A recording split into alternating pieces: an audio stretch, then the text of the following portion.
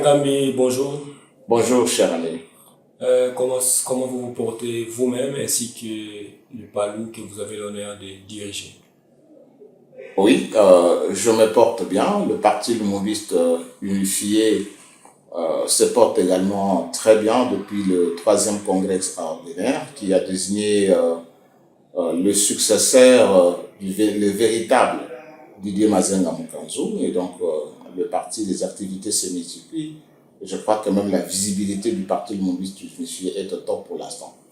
Didier Manzenga, qui récemment a été vilipendé dans les médias, on ne sait pas qu'est-ce qui se passe. Bon, personnellement, je n'ai pas suivi. De quoi vous parlez de quoi? Bon, il y a plusieurs vidéos qui circulent, on s'en prend à lui. Je ne sais pas, mais si quelqu'un s'en prend gratuitement sur un innocent, je pense qu'il sera considéré comme un idiot parce que vous prenez gratuitement sur un innocent qui ne connaît rien. Et je crois que c'est une façon où vous devez apprendre à qu'est-ce que le journalisme. Vous ne pouvez pas gratuitement vous prendre quelqu'un parce que vous avez le pouvoir d'avoir le micro avec vous ou vous placer dans un studio en train de parler gratuitement. Le journaliste, c'est un citoyen congolais. Il est également justiciable et donc il peut être déféré devant les cours et tribunaux pour être entendu. Et à ces moments, les journalistes diront on a arrêté. Mais lorsqu'il y a des défauts déontologiques, aucun journaliste n'intervient. Je crois que vous devez être des conseillers de vos confrères pour dire au moins ça n'encadre pas, et ça va. De ce moment, quand vous donnez des conseils vous-même, vous évitez des ennuis. Parce que les jours où vous diffamez quelqu'un gratuitement, vous portez l'imputation dommageable, vous calomniez, vous faites des injures, parce que vous êtes journaliste, on ne peut pas vous arrêter. Et si ça arrive, tel que vous dites, plusieurs d'entre vous seront arrêtés. Et répondre à la loi et à la justice. Alors, le parti Palou, Parti Lumumbyiste unifié, a été récemment reçu par la première ministre Judith Tuluka. Des rencontres diversement interprétées dans l'opinion. Vous qui étiez là-bas, parce que beaucoup disent que Judith Tuluka, au lieu de travailler pour la sortie rapide du gouvernement, elle est en train de reprendre le travail que faisait Augustin Kabouya en vous recevant, tel que c'était le cas avec Kabouya. Vous qui étiez ou vous qui participez à cette rencontre, pouvez-vous nous dire que c'est différent de celle qu'organisait Augustin Kabouya? Oui, je pense que c'est différent. Et les missions aussi sont différentes. Mais aussi les objectifs qui sont les mêmes. Kabouya, nommé informateur, avait une mission de comptabiliser les députés et de dégager une majorité parlementaire parce que notre système le veut, afin de permettre au chef de l'État de nommer un premier ministre. Et Mme Tuluka ne fait pas un travail d'identification de la majorité. Elle fait pour l'instant un travail de la formation du gouvernement, en dégageant la taille du gouvernement, en réceptionnant également les ambitions de regroupement et partis politiques ayant des députés, en vue de pouvoir, parmi ces ambitions, trier ceux qui auront la chance d'être ministres. Donc, c'est deux approches différentes, mais également deux missions différentes. La mission de Kabouya était juste une mission d'identifier ce qui était la Constitution, et Madame est dans une approche maintenant d'identifier les personnes ressources pouvant faire partie du gouvernement. Alors, ça s'est dit, d'autres partis qui sont restés là-bas affirment qu'on est en train d'épiloguer sur la taille du gouvernement et les gens qui doivent y participer. Quelle est la position du Palou? Quel genre de gouvernement, quel type de gouvernement que Madame Judith Tuluka doit mettre en place? Bon, mais tout gouvernement du monde a un objectif majeur, c'est répondre à l'intérêt général. L'intérêt général, c'est la somme de priorités que le pays a pendant ce temps. Et donc, comme gouvernement, vous devez mener des actions, mener des activités de telle manière à rencontrer ces aspirations, à lever les défis qui assaillent votre pays dans le cadre d'espace de la République démocratique du Congo. Et c'est ces objectifs-là qui déterminent quel type de gouvernement qu'il faut avoir. Est-ce qu'il y a un gouvernement de beaucoup de personnes? un gouvernement moyen, un gouvernement et un petit gouvernement. Et donc, pour l'instant, Madame a dit qu'on ne veut plus un gouvernement éléphantesque, budgétivore, parce qu'il faut diminuer les trains de vie des institutions. Et donc, on aura un gouvernement, pas petit, mais un gouvernement moyen. Moyen, on peut avoir l'idée. Je ne suis pas formal, je ne suis pas premier ministre. Donc, la taille, mais elle sortait le chiffre de entre 40 et 50, ça peut naviguer autour de ça. C'est ça, en fait, c'est un gouvernement qui ne sera pas plus grand. D'accord, mais Madame Judith Toulouka, c'est une dame. Beaucoup, dans des réflexions, certaines réflexions estiment qu'elle devait mettre de côté les autorités morales, les poids lourds, pour qu'elle puisse avoir une mainmise ici sur son gouvernement. Tous ces gens-là, il faut leur dire que nous faisons la politique. La politique, en démocratie pluraliste, ce sont les partis politiques qui sont des acteurs. Pendant que les gens vont mouiller les maillots, en train de battre la campagne et de traverser des rivières à pied pour voter Félix-Antoine Tshisekedi Tshilombo, quelqu'un d'autre est en train de manger paisiblement son argent pour à la fin dire « ne prenez pas les leaders, ne prenez pas... » Ça signifie quoi? Il faut créer une autre forme de démocratie. Il faut trouver, parce que notre système est partiste. Ce sont les gens qui vont à la conquête du pouvoir. Maintenant, là, quand on consulte la majorité parlementaire, tous ceux qui sont restés en train de manger des beefsteaks dans les restaurants, pendant que nous, on allait mouiller les maillots, prendre le risque à la recherche du pouvoir. Et à la fin, on dit non, ne prenez pas tel parce qu'il est président. Non, c'est une façon négativement que j'appelle de voir les choses, parce que la démocratie pluraliste veut que le gouvernement soit constitué par des partis politiques. Le problème de gouvernance, le problème déontologique, le problème de compétences n'est pas lié par le fait qu'on est président d'un parti politique. C'est lié à l'individu. Mais on dit que si le gouvernement Sama a échoué, Sama lui-même avait du mal à partir avec des poids lourds qu'on avait mis à sa disposition. Quelqu'un comme Bemba, quelqu'un comme Kamere ne recevait pas d'ordre, ne se pliait pas à la volonté de son gouvernement. Un gouvernement, le premier ministre doit être un manager. Il ne va pas gronder les gens comme ses petits-enfants pour dire qu'il aura la capacité de gronder les gens. Ce qui est important, que chacun manifeste des compétences pour produire des résultats dans son département. Le Premier ministre va commencer à faire quoi quand on dit qu'il n'aura pas de poids lourd? Et quand il commencera à marcher sur les points faibles et qu'il n'y a pas de résultats, on obtient quoi? Un gouvernement travaille avec deux impératifs. Premièrement, pour être crédible.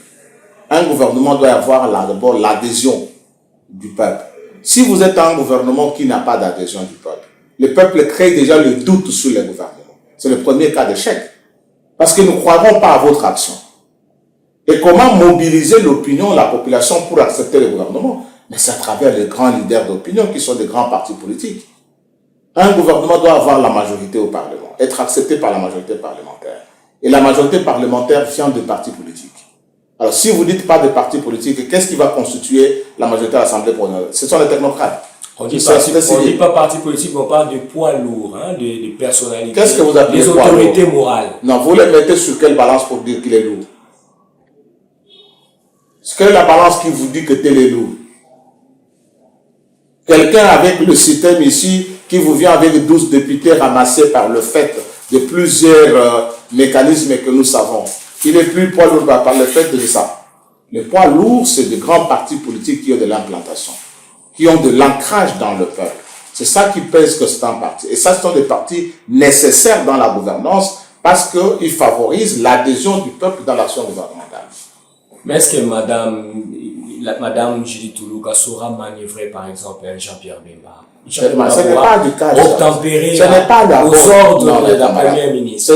Vous pensez au gouvernement que les gens vont se donner des coups pour dire que Jean-Pierre Bemba a grosse poitrine, donc il sera comme catcheur sur le ring avec madame. L'action du gouvernement, c'est de l'intelligence. L'action du gouvernement, ce sont des activités. Est-ce que madame Toulouka dit qu'on va construire un pont on va construire le chemin de fer? Kinshasa, il est beau. Et que c'est pour l'intérêt général. Bemba dit non, parce que j'ai une grosse poitrine. Madame le dit parce que bon, il va me taper. C'était l'intelligence. Or, madame est intelligente. Ce n'est pas par le fait de dire de grosses poitrines. Il peut des poids lourds, il pèse combien? Dans l'action d'intérêt général. Le problème, ce n'est pas on péserait, on a autant. Le problème est qu'on travaille pour l'intérêt général, pour le développement du pays. Et ça, pour le développement du pays, il n'y a pas de poids. Il n'y a pas de dire, moi je pèse 40, tel pèse 70. Donc l'un dira, nous voulons construire les chemins de fer ou les aéroports pour le développement créé d'emplois. Et l'autre dit, je suis poids lourd, on ne construit pas des aéroports, on ne construit pas de chemin de fer, on ne donne pas de l'emploi. Quand vous parlez de manager, là, ça signifie quoi? Est-ce qu'elle sera capable de manager tel? Ça signifie quoi? Elle sera demandée, on lui a demandé de transporter les gens au dos. On lui demande de concevoir des projets, de concevoir des activités, de concevoir le projet qui peut, un, créer d'emplois, deux, créer ceci, développer les pays. Et ça demande quel poids? Quand tel ministre est poids lourd, donc chez lui, je ne peux pas lui demander de construire des ponts. Ou il ne peut pas travailler pour l'intérêt du peuple, l'intérêt général, parce que je ne saurais pas le porter au dos, il a une grosse poitrine. Quand vous parlez de manipuler, est-ce qu'il saura faire ça? Ça signifie quoi? C'est-à-dire que le poids lourd... Poids lourd, là, c'est-à-dire qu'il va transporter pour lui, il pèse lourd. L'autorité morale peut refuser un ordre du Premier ministre. L'autorité morale vient et devient autorité morale et occupe cette fonction-là par la volonté d'une personne. Sans ordonnance du président de la République. Même si tu pesais 100%, tu n'exerceras pas le mandat public. C'est par le fait de l'ordonnance du président qui te confère ce pouvoir que tu l'exerces. Donc il n'y a pas de poids lourd qui dépasse l'ordonnance présidentielle. Le jour où le président dit tu pèses lourd, mais moi je te vire, je prends l'ordonnance contraire. Tu pèseras combien? Okay. Tu pèseras combien? Mais tout de même, Robin Gambi, au regard des enjeux du pays, il y a la guerre à l'Est, il y a les problèmes sociaux, la hausse du dollar. Les gens reviennent toujours jusqu'à aujourd'hui sur le choix de Madame Toloka. Vous, personnellement, croyez-vous que c'était un bon choix? Elle saura vraiment être à la hauteur là où beaucoup ont été Pourquoi vous avez des doutes? Vous doutez parce que c'est une femme, c'est ça? Si vous aviez été ici, on dirait non, c'est lui le sauveur de l'humanité, c'est ceci. Non, il faut sortir de ces carcans-là. Moi, je ne suis pas dans la déification. Moi, je suis dans une démarche que tous les êtres humains, Dieu nous a dotés de compétences, de qualités. Et en matière d'intelligence, il n'y a pas de sexe. Nous sommes des êtres humains.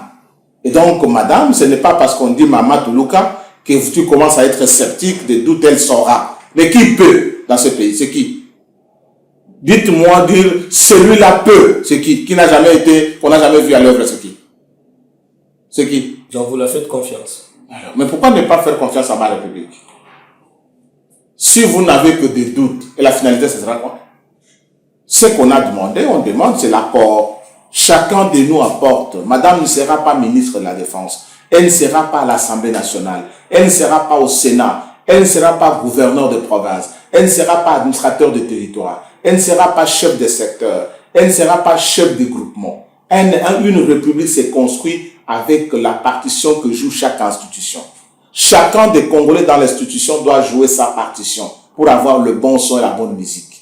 Ce n'est pas un défi qu'on lancerait à une personne, à un individu qu'on appellerait Premier ministre, et vous tous, vous dormez, vous détournez l'argent pour du total. Ça signifie quoi? Le Congo, c'est notre pays. Nous tous, nous devons construire. Vous avez l'obligation de faire du bon journalisme pour apporter la bonne information. Pas passer le temps, vous prenez une heure en train de diaboliser un acteur politique parce qu'on vous a donné $200 par quelqu'un. Ou on vous a donné $100. Vous hypothéquez même votre carrière politique. Vous hypothéquez même pour votre avenir. Et vous devenez comme ce qu'on appelle un fou du roi. C'est que tu m'as posé la première question. Ah, sur les attaques contre Didier Mazin. Oui. Celui-là que vous avez suivi, c'est un gars qu'on utilise comme un fou du roi. Et je répondais à une des personnes pour lui dire, tu sais ce qu'on appelle le fou du roi. La bonne expression est venue de Oisé. Oye bakate que rôle na weza la kayali papa. Mokolo ya fête bakoluka soulier. Tu comprends? Si, si. Quand tu veux aller à la toilette, tu portes quoi? Des babouches. Mais quand tu veux aller au grand hôtel? Des chaussures. Pourquoi? On a compris. Mais tout de même, Robin Gambi, l'actualité reste aussi dominée par ce qui se passe à l'Assemblée nationale. C'est officiel maintenant pour l'élection du bureau définitif. le président de la République, vous êtes de l'Union sacrée, aurait opté pour les primaires entre Mbosso, Bahati et Vital Kamerhe. Vos impressions? Alors, personnellement, comme c'est le mot d'ordre du président la haute autorité politique de l'Union sacrée, on n'aura pas de commentaires à faire sur cette volonté-là. Mais je donnerai mon point de vue au regard des enjeux. Okay. Alors, le président, dans l'un de ses discours, relayé même dans le discours de l'informateur, Augustin Kapouya, avait dit que notre constitution nous exige une représentation nationale, mais aussi la représentation linguistique au sein des institutions. Et donc, aujourd'hui, nous avons 4 grandes zones linguistiques. Vous avez la zone kikongophone, vous avez la zone linguistique lingalaphone, vous avez la zone linguistique chilubaphone et vous avez la zone linguistique swahiliphone. Et donc, ce sont les 4 grandes zones linguistiques. La zone kikongophone venait déjà d'être gratifiée par la présence de Madame Toloka. Elle est du Congo central, zone kikongophone. Et donc, si nous sommes sincères avec nous-mêmes, Mbosso doit se retirer pour respecter les équilibres linguistiques. Il ne peut plus être candidat. Et voir comment maintenant avoir, parce que le président même s'est refusé, de nommer encore un Kassayan. Admettons que le président nommerait un Kassayan Premier ministre. Dans le premier sens, on aurait de quoi? Il a mis son frère. Il est tribaliste. Maintenant, il joue l'équilibre. Comme la zone loubaphone anime déjà une institution qu'on appelle président de la République. La zone kikongophone a déjà un Premier ministre. Il est logique, si nous sommes sincèrement politiciens, que Mbosso se retire, parce que il sera difficile que la zone kikongophone ait le président de l'Assemblée et le Premier ministre. Ça, ce n'est pas faire la politique. Okay. Et ce n'est pas la réalité congolaise. Mais beaucoup, au sein de l'Union sacrée, d'après certaines indiscrétions, on trouve que Mbosso serait fiable et que Vital Kamerhe et Bahati Lukwebo seraient des potentiels challengers au chef. Ils risqueraient de gâcher ses mandats au nom du positionnement. Non, c'est le discours du Mbosso.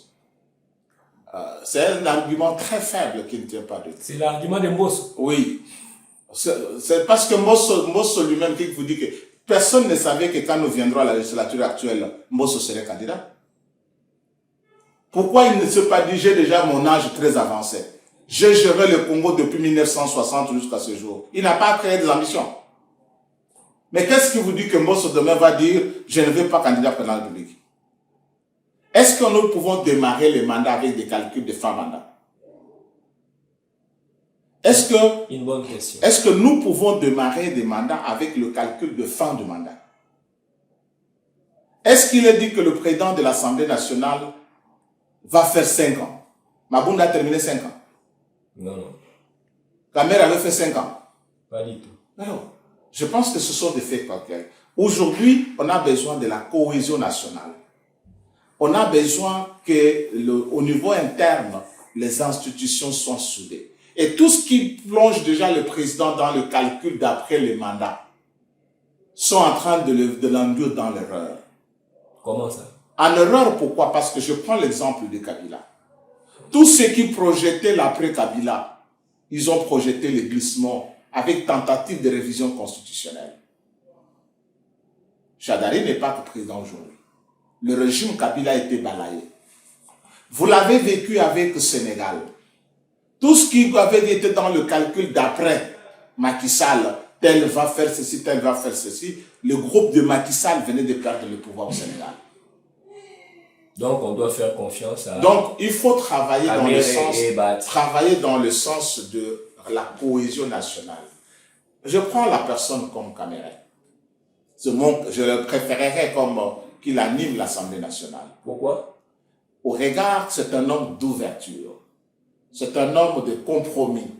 C'est un homme qui n'est pas trop agitateur. Non. Mais c'est un homme qui place également l'intelligence comme outil de la gouvernance. C'est ça qui est très important. Il place l'intelligence comme outil de la gouvernance. Et c'est un homme de dialogue avec tout le monde. C'est un atout majeur pour la République aujourd'hui. Et c'est très important. Et donc, celui-là, quand il était encore plus jeune, il se résigne, il se retire de toutes ces ambitions-là, de tous ceux qui sont allés à Genève. Personne n'avait suivi Félix-Antoine Tshisekedi Tshilombo. En 2018. En 2018. Kamere l'a fait. Il signe le cash avec Félix-Antoine Tshisekedi Tshilombo, qu'il serait Premier ministre. Il ne le devient pas. Il ne crée pas de problème à Tshisekedi. Les gens pensaient qu'avec les conflits comment on appelle là, 100 jours. de 100 jours, Kamere pourrait éclabousser. Regarde deux comportements différents. De Jean-Marc Kabound et de Vital Kamere. De tout le procès, tout le monde pensait que Kamere va éventrer en citant le président de la République. Il ne l'a pas cité. Mais moindre escarmouche à Jean-Marc Kabound, vous avez vu ce qu'il a fait contre son propre frère du parti? Si. Il sort de la prison. Les gens pensaient qu'il ferait des déclarations de ceci. Il ne le fait pas. Comment vous pouvez commencer aussi dans un petit salon de Mbosso en train de boutiquer sur le président? Ce sont des méthodes du impère. Okay. Quand moi je connais Mbosso, a été le porteur de mallette presque de Jeanette Kabila. Ah bon? Je vous l'ai dit. Il était chaque jour à la fondation M. Laurent Désiré Kabila.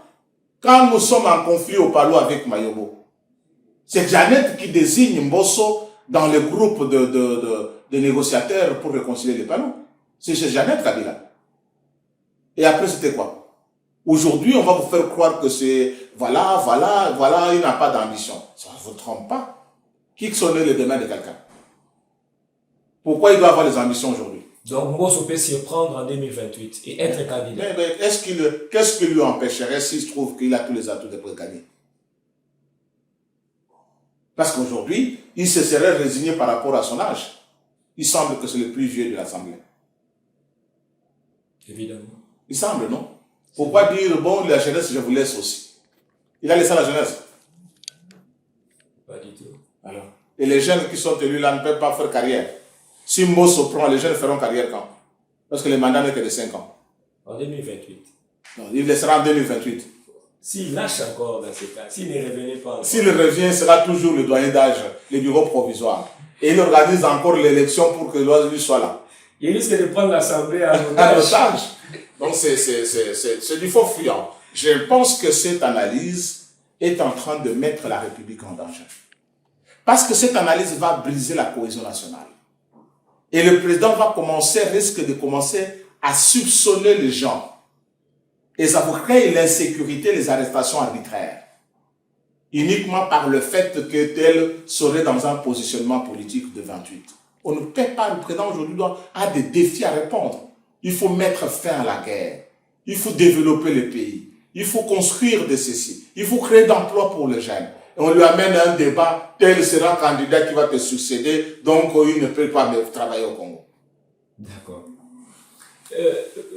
Un autre débat qui suscite encore des passions, hein, parce que visiblement, beaucoup de gens estiment qu'à l'union sacrée, les gens ne volent pas de la même hauteur, ou ne voient pas les choses de la même façon. À l'Assemblée provinciale de Kinshasa, pas seulement à Kinshasa, dans toutes les provinces, il y a eu élection. À Kinshasa, les candidats de l'Union sacrée ont même failli perdre. Il y a eu juste 3 voix d'écart. Et pourtant, l'Union sacrée a une forte majorité. Les Balous, quelle lecture faites-vous de ce que beaucoup qualifient de mésententes, de coups bas au sein de la famille politique du chef de l'État? Le problème, c'est qu'on n'a pas formalisé jusqu'aujourd'hui. L'Union sacrée n'a pas encore terminé à mettre les organes. Oh, mais on a vu des structures avec les professeurs, comment ils s'appellent? Mbata. Ça fait quoi cet organe-là? C'est pas une organisation, ça? Non, mais c'est quand vous prenez ce que vous appelez panier à crabe, les tortues, tout ça, vous mettez dans un panier, vous leur demandez de cohabiter. Ça serait facile. C'est ce que vous vivez. Dans la mise en place des institutions, ils sont tous trois du présidium. Mais qui a dit que non, nous faisons ça pour l'intérêt de la famille pour tout chef? Tout le monde est candidat, ils se battent.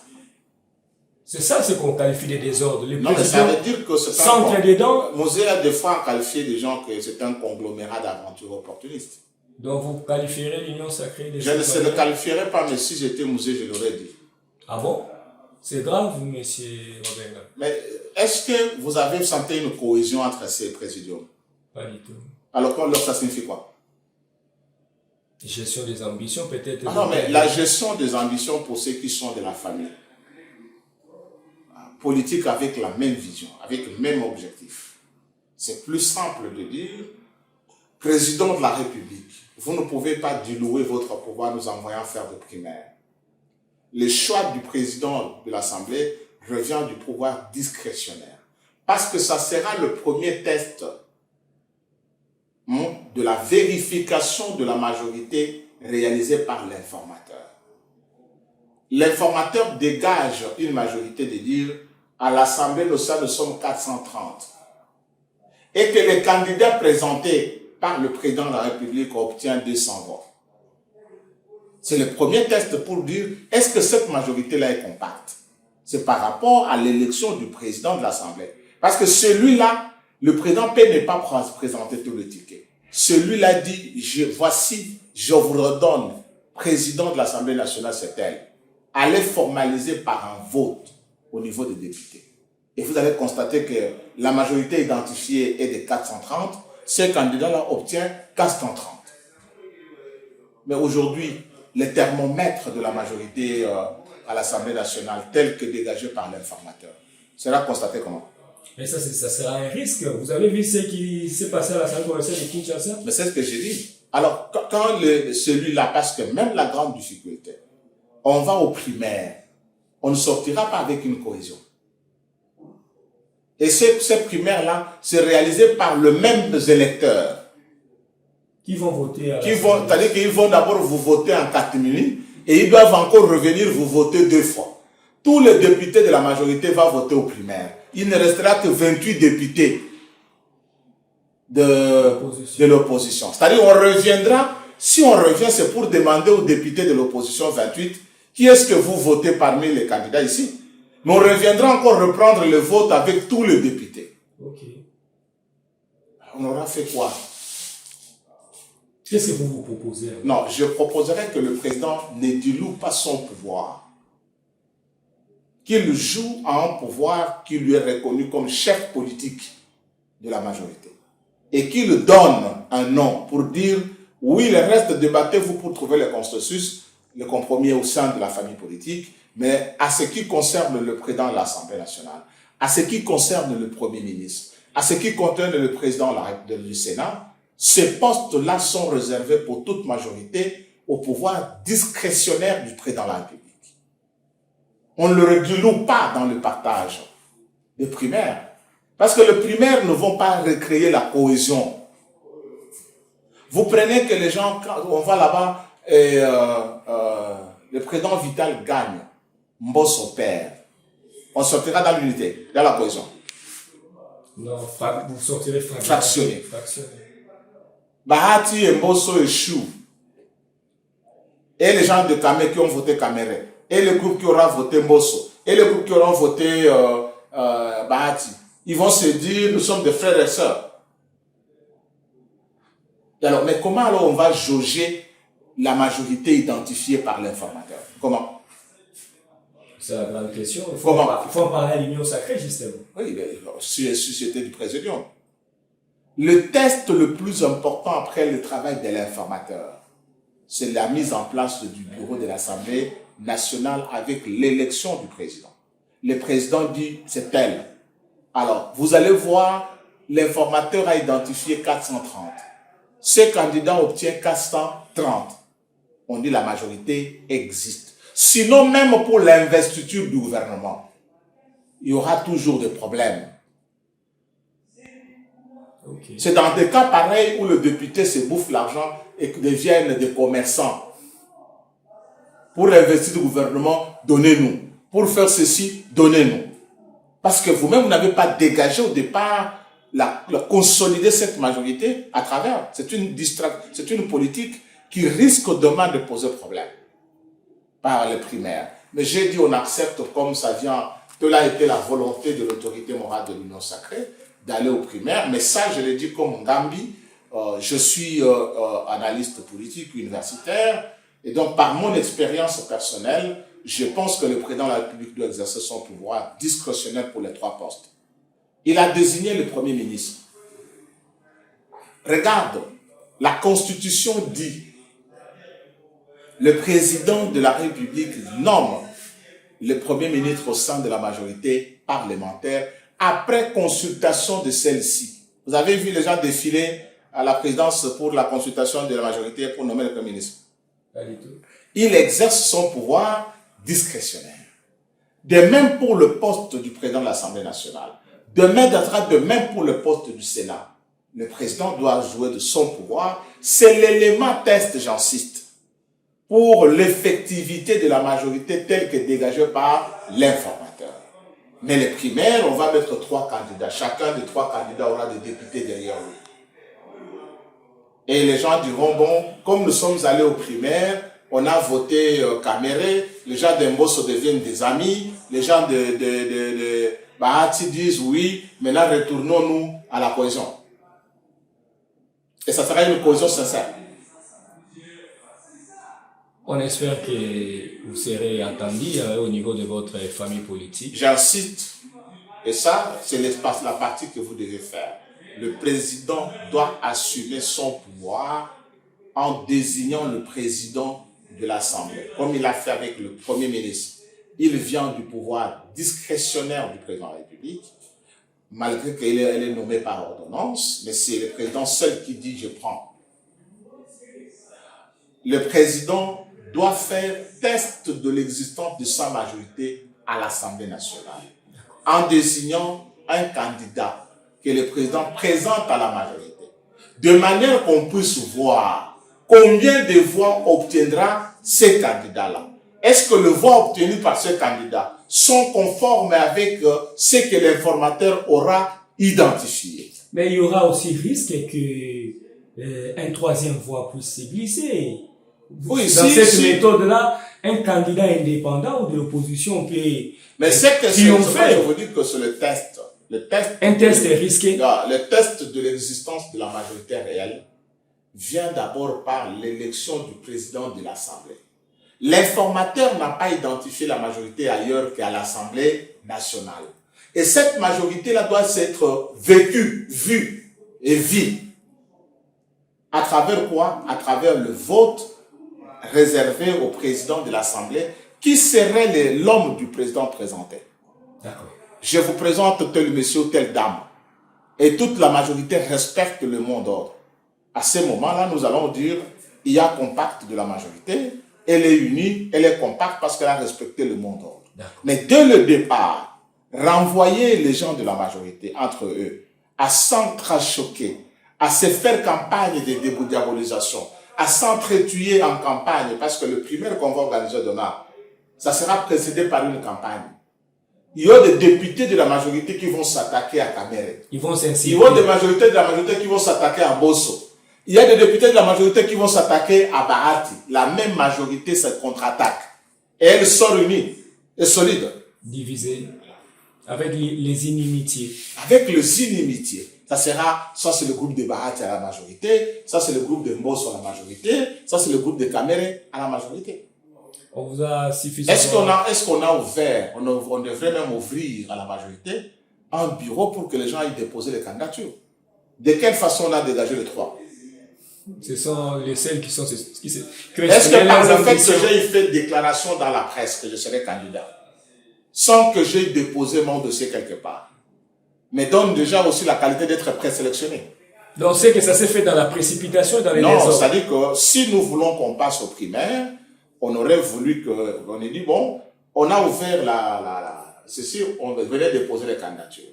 Et on dit, voilà les critères que les gens déposent. pourquoi pas un jeune n'animerait pas l'Assemblée nationale? C'est la question que les gens se Pourquoi posent. pas? Tout ce monde-là ont déjà gouverné. Et on n'a pas vu grand-chose. Alors, pourquoi pas on trouverait un autre jeune?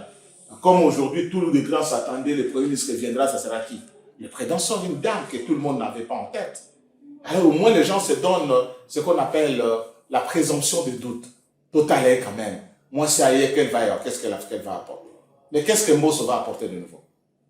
Qu'est-ce que Kamere va apporter de nouveau? Qu'est-ce que Bahati qu'on a déjà vu? Si on veut, on pourrait bien faire un jeu ouvert comme ça. Mais moi, mon souci, ce n'est pas celui-là. Mon souci, c'est de consolider le pouvoir du président de la République, garant de la nation. Parce qu'avec une majorité stable, ça lui permet de faire des réformes. Une majorité conflictuelle coûterait à la République. Parce que les gens ne seront pas dans l'harmonie de pouvoir voter avec conscience, en respectant le mot d'ordre. C'est dans pareille circonstance où les députés vous font du chantage de monnaie. Ok, vous en avez suffisamment parlé, on vous a compris. Monsieur Robin Gambi, nous vous remercions. Merci beaucoup.